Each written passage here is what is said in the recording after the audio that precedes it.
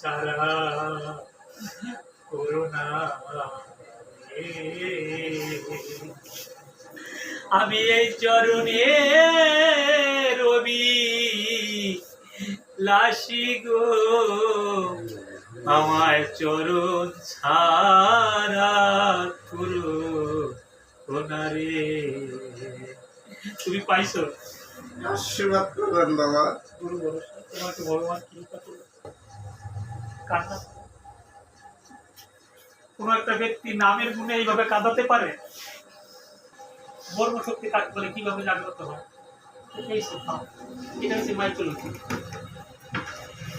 তোমরা ওইরকম সন্তান দিতে এইরকম সন্তান আনতে পারছো, যারা ওরা আসতে পারবে না, ওরা মানে কি ট্রেন মিস করলো, পরের ট্রেনে উঠতে হবে ওদের, এই হচ্ছে ভাব।